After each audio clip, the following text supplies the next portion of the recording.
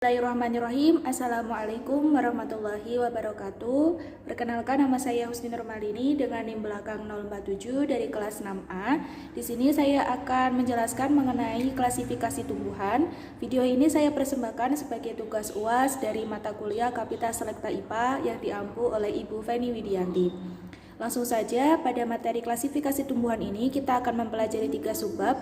Yang pertama mengenai pengertian kingdom plantae, yang kedua mengenai ciri-ciri kingdom plantae, dan yang ketiga adalah klasifikasi dari kingdom plantae. Langsung memasuki yang pertama adalah pengertian kingdom plantae. Sebelumnya, di sini saya juga akan mengaitkan antara materi ini dengan ada yang di Al-Quran. Al-Quran itu telah menerangkan awal kejadian alam semesta, di mana dahulunya berupa gas dan seluruh benda langit di alam semesta dahulunya adalah satu, sebagaimana disebutkan dalam Quran surat Al-Fussilat ayat 11 yang berbunyi A'udzubillahi minasyaitonirrajim, Bismillahirrahmanirrahim.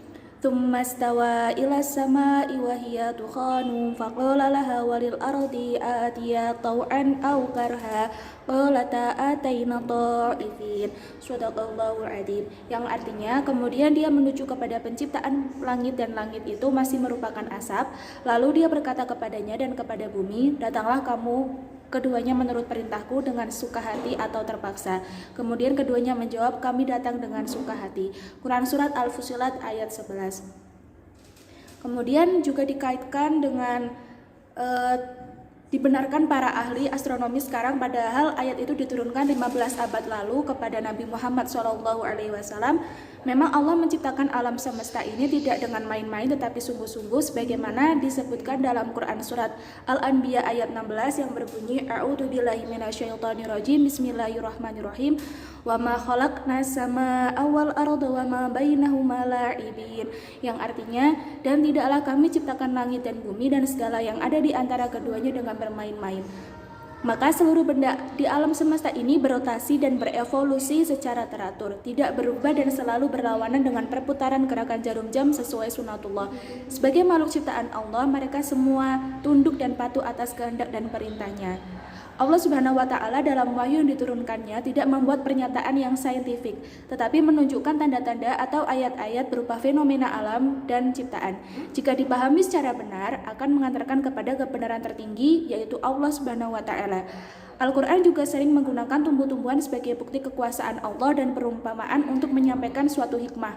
Selain itu, ada beberapa tumbuh-tumbuhan dan juga buah-buahan yang disebutkan secara jelas namanya dalam Al-Quran. Penyebutan nama tumbuh-tumbuhan dan buah-buahan dalam Al-Quran tentu bukan tanpa maksud, pasti ada sebab dan tujuan dalam pernyataan tersebut. Bahkan tidak hanya sekedar disebutkan, melainkan Allah juga menjelaskan fungsi dan manfaat dari tumbuhan-tumbuhan yang berguna bagi manusia. Sebagaimana pada materi kali ini tentang pengertian dari kingdom plantae. Kingdom plantae atau yang lebih dikenal dengan tumbuhan merupakan salah satu organisme eukaryotik multiseluler yang memiliki dinding sel dan klorofil. Klorofil itu merupakan zat hijau daun yang fungsinya untuk fotosintesis, sehingga tumbuhan mampu membuat makanannya sendiri atau bersifat autotrof. Selanjutnya adalah ciri-ciri. Ciri-ciri dari kingdom plantae ini yang pertama adalah dinding sel yang tersusun atas selulosa. Kemudian ciri yang kedua, dia memiliki klorofil sebagaimana yang disebutkan tadi dalam pengertian. Klorofil adalah zat hijau daun. Kemudian yang ketiga adalah bersifat autotrof, di mana kingdom plantae ini bisa membuat makanannya sendiri. Kemudian yang keempat adalah eukaryotik, artinya memiliki membran inti. Yang kelima multiseluler, dia bersel banyak. Kemudian yang keenam menyimpan cadangan makanan dalam bentuk amilum. Dan yang terakhir mengalami pergiliran keturunan dalam siklus hidupnya. Selanjutnya, klasifikasi kingdom plantae ini dibagi menjadi 3. Yang pertama lumut atau bryophyta, yang kedua adalah tumbuhan paku atau pteridophyta, dan yang ketiga adalah tumbuhan berbiji atau spermatophyta. Kita masuk yang pertama mengenai lumut atau bryophyta. Bryophyta itu berasal dari bahasa Yunani, yaitu bryon dan piton, di mana bryon artinya lumut dan piton artinya tumbuhan, sehingga bryophyta itu merupakan anggota kingdom plantae yang paling sederhana dan bisa dikatakan sebagai bentuk peralihan antara talophyta atau tumbuhan bertalus. Atau tumbuhan bertalus itu tumbuhan yang belum bisa dibedakan mana akar, mana batang, dan mana daun sejatinya, dengan kormophyta atau tumbuhan yang sudah bisa dibedakan mana batang, mana akar, dan mana daun sejatinya. Lumut juga dikenal dengan sebutan moss. Nah, ciri-ciri hidup dan habitat lumut itu yang pertama, lumut memiliki klorofil sehingga dia dapat berfotosintesis. Perlu diingat, lumut itu memiliki zat hijau daun dan dia bisa berfotosintesis. Kemudian ciri yang kedua, sebagian lumut merupakan tumbuhan terestrial atau dia hidupnya di daratan. Yang ketiga, lumut dapat ditempatkan di tempat yang lembab, baik di tanah, di tembok, di batuan lapuk, dan menempel di kulit pohon dan di air.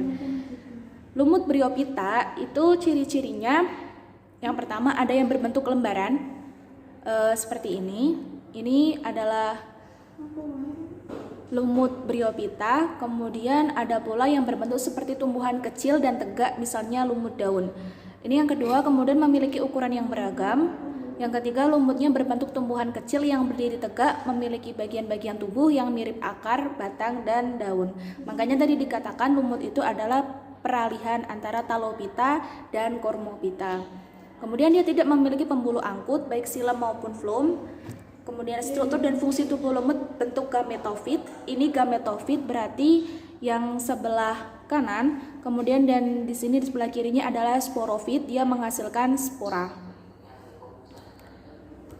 Kemudian klasifikasi dari lumut Bryophyta yang pertama tadi adalah lumut hati dengan nama ilmiah Hepaticae atau Hepaticopsida dengan ciri-ciri mempunyai tubuh berupa lembaran dan memiliki rizoid.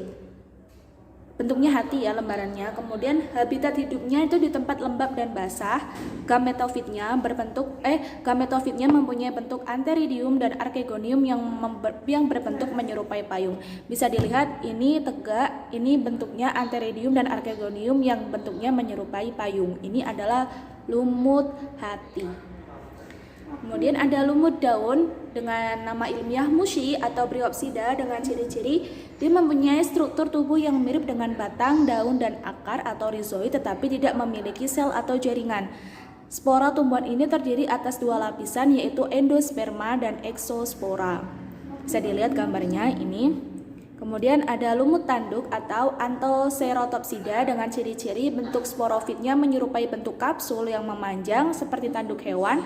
Kemudian habitat hidupnya di daerah dengan kelembapan yang tinggi. Ini biasanya ada di pinggir danau. Kalau mungkin teman-teman pernah nonton Masha and the Bear, ini itu biasanya di pinggir danau itu.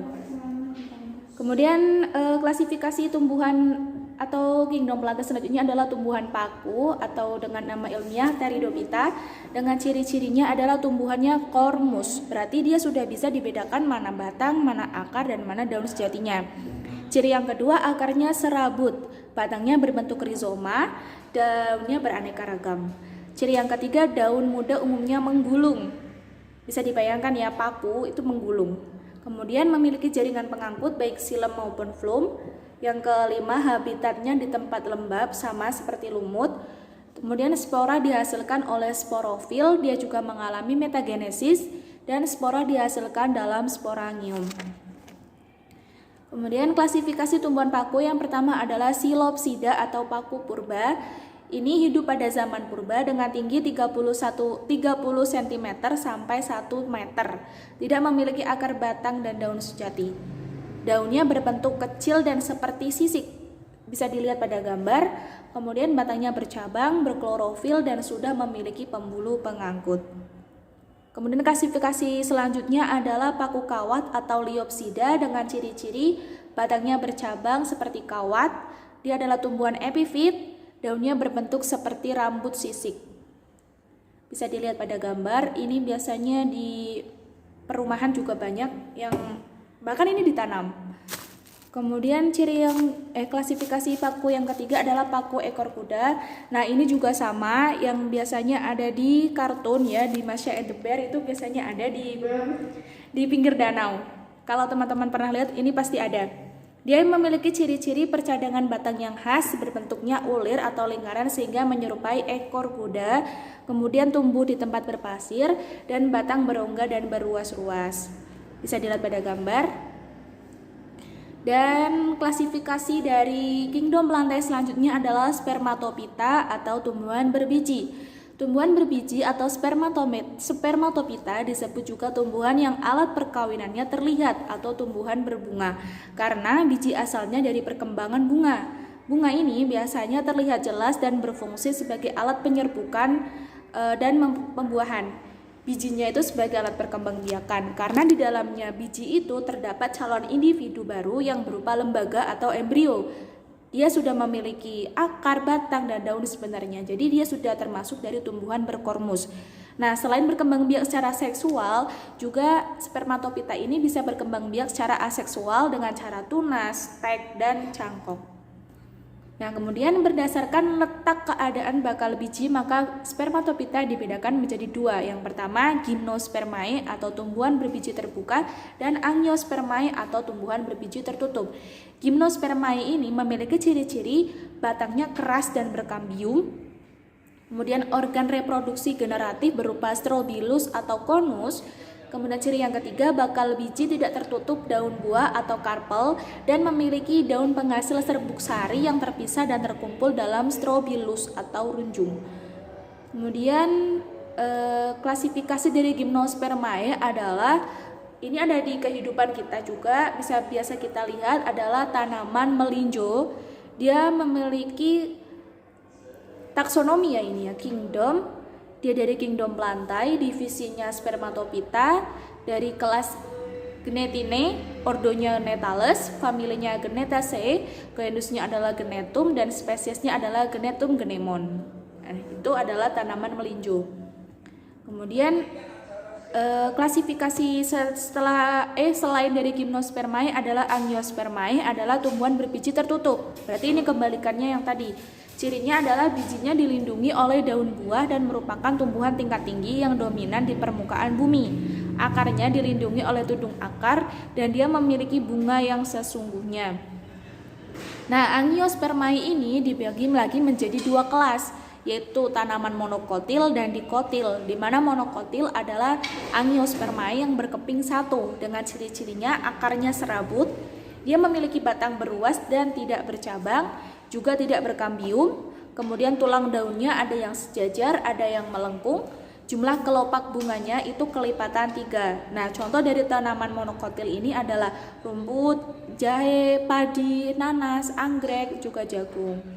Kemudian dikotil atau berkeping 2 dengan ciri-ciri akarnya tunggang, batangnya berkambium dan bercabang, daunnya berbentuk tunggal ataupun majemuk, dan tulang daunnya membentuk anyaman ataupun menjala. Contohnya ya menyirip, menjari. Nah, jumlah kelopak bunganya itu kelipatan 2. Contohnya adalah tanaman jeruk, rambutan, mangga. Nah, ini untuk lebih jelasnya, di sini ada gambar untuk membedakan mana tanaman dikotil dan monokotil. Yang atas ini dikotil, dia berarti berbiji keping 2, yang bawah monokotil kepingnya 1. Kemudian yang dikotil ini akarnya tunggang, yang monokotil akarnya serabut. Kemudian dikotil tadi disebutkan bahwa batangnya berkambium, monokotil tidak berkambium. Kemudian yang dikotil dia tulang daunnya membentuk anyaman. Di sini digambar ini adalah tulang daun menyirip, yang monokotil ini adalah sejajar atau melengkung. Yang dikotil bunganya itu kelipatan 2, kemudian yang monokotil itu kelipatan 3. Baik, itu yang dapat saya sampaikan. Kurang dan lebihnya saya mohon maaf. Wassalamualaikum warahmatullahi wabarakatuh.